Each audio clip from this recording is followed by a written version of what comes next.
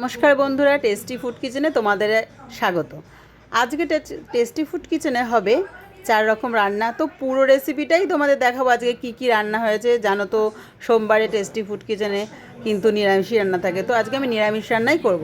তার জন্য দেখো আমি মুগ ডালটাকে প্রথমে ভেজে তারপরে কিন্তু একটু হালকা সেদ্ধ করে নিয়েছি, আর তার মধ্যে দিয়ে দিচ্ছি ঝিঙে আর কাঁঠালের আটি।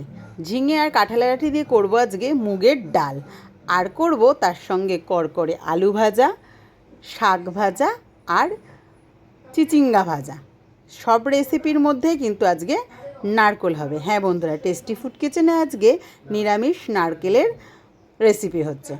তো দেখো, ডালে একটুখানি পরিমাণ মতো লবণ দিয়ে দিলাম সেদ্ধর সময়। যে লবণটা দিলে কিন্তু এই সবজিগুলোর মধ্যেও ভালো করে কিন্তু লবণটা ঢুকবে, সেই জন্য কিন্তু এর মধ্যে লবণটা দেওয়া সেদ্ধর সময়। এবার আমার ডালটা সেদ্ধ হয়ে গেছে, তারপরে আমি কড়াইতে পরিমাণ মতো তেল দিয়ে ফোড়ন দিয়ে দিয়েছি তেজপাতা আর শুকনো লঙ্কা আর 5 ফোড়ন। এবার তার মধ্যে দিয়ে দিলাম একটু পরিমাণ মতো আদা, ওই 2-3 কোয়া মতো আদা ভালো করে থেতো করে দিয়েছি। মিক্সিতে কিন্তু করে দেইনি, থেতো করে। এবার দিয়ে দিলাম 3-4টে কাঁচা লঙ্কা গোটা, আর দিয়ে দিলাম একটা টমেটো। একটু তেলের মধ্যে টমেটোটাকে জাস্ট নাড়াচাড়া করে এবার আমি দিয়ে দিলাম এর মধ্যে 5 ফোড়ন গুঁড়ো। 5 ফোড়নটা বন্ধুরা গুঁড়ো করে রেখেছিলাম, তো 5 ফোড়ন গুঁড়োটা দিলে এই ডালটার ফ্লেভারটা খুব সুন্দর হয়। আর গোটা লঙ্কাটা দেওয়ার একটাই মাত্র কারণ, যারা একটু ঝাল খেতে পছন্দ করবে তারা ওই গোটা লঙ্কাটা ডলে খেয়ে নেবে। এবার দিয়ে দিলাম পরিমাণ মতো হলুদ, পরিমাণ মতো লবণ। যেহেতু লবণ আগে দেওয়া ছিল সেই জন্য সেই বুঝে স্বাদ মতো লবণ দিলাম, আর দিয়ে দিলাম পরিমাণ মতো চিনি। যেহেতু আমাদের মুগ ডাল নিরামিষ, তার জন্য কিন্তু একটু মিষ্টি মিষ্টিও হওয়া যায়, সেই জন্য দিয়ে দিলাম একটু মিষ্টি। এবার দেখো হচ্ছে আলু ভাজা কড়াইতে তেল দিয়ে যেমন আমরা আলুগুলো কাটি সেরকমই একটু কিন্তু মোটা মোটা সাইজের আলু কেটেছি, আর নুন হলুদ দিয়ে আলু ভাজা কিন্তু এরকম দেখো কড়কড়ে করে আলু ভাজাটা ভেজে নিলাম। এই আলু ভাজার পরে ভাজবো আমি কিন্তু শাক ভাজা। ওই কড়াইতেই যে তেল ছিল তার মধ্যে আরেকটু পরিমাণে তেল দিয়ে দিলাম।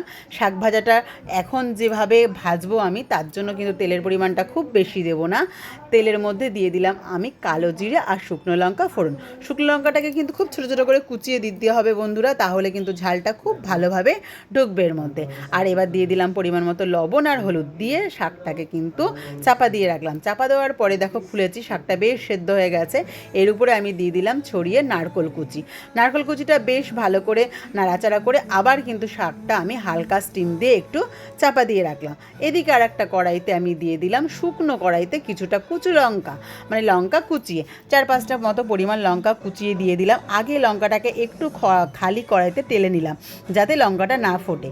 তারপরে দিয়ে দিলাম সর্ষের তেল, দিয়ে আমি ওর মধ্যে দিয়ে দিলাম বাদাম। বেশ ভালো করে বাদামটা আর লঙ্কাগুলো ভেজে নিয়ে এবার শাকের উপর দিয়ে আমি ছড়িয়ে দিলাম।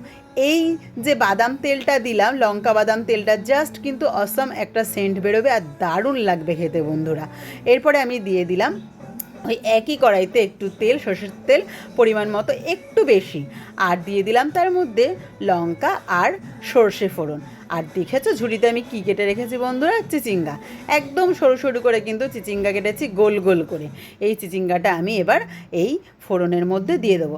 অতি অবশ্যই বন্ধুরা তোমরা চিচিঙ্গা যখন ভাজা করবে তার মধ্যে সর্ষে আর শুকনো লঙ্কা ফোড়ন দিয়ে খেয়ে দেখবে, জাস্ট খেতে কিন্তু দারুণ। তো এবার আমি এর মধ্যে দিয়ে দেবো পরিমাণ মতো হলুদ আর পরিমাণ মতো লবণ দিয়ে আমি এটাকে চাপা দিয়ে রেখে দেবো। একটু হালকা স্টিমে প্রথমে রেখে দেবো, জল বেরিয়ে গেলে তারপরে জোরে স্টিম দেবো। অতি অবশ্যই বন্ধুরা আমার এই রেসিপিগুলো তোমরা একবার ট্রাই করে দেখো কেমন লাগলো, অতি অবশ্যই আমাকে কমেন্টে জানাবে। তোমরা আমার এই রেসিপিগুলো যদি এই ফেসবুক থেকে দেখো তাহলে অতি অবশ্যই একটা সাবস্ক্রাইব করে রেখে দেবে নতুন ভিডিও পাওয়ার জন্য। আর ফেসবুক থেকে দেখলে পেজটা অতি অবশ্যই বন্ধুরা ফলো করে দেবে, আর লাইক কমেন্ট তো করবেই, পারলে একটু শেয়ার করে দিও বন্ধুরা। এবার দেখো ওপর দিয়ে কিন্তু আমি নারকেল কুচি ছড়িয়ে দিলাম, আর লাস্ট মোমেন্টে দেখো আমার চিচিঙ্গা ভাজাটা দেখতে কিন্তু একদম দারুণ হয়েছে, আর খেতেও কিন্তু বন্ধুরা সেরকমই টেস্টি হয়েছিল। আজকের রেসিপি তোমাদের কেমন লাগলো অতি অবশ্যই কিন্তু জানিও। Thank you.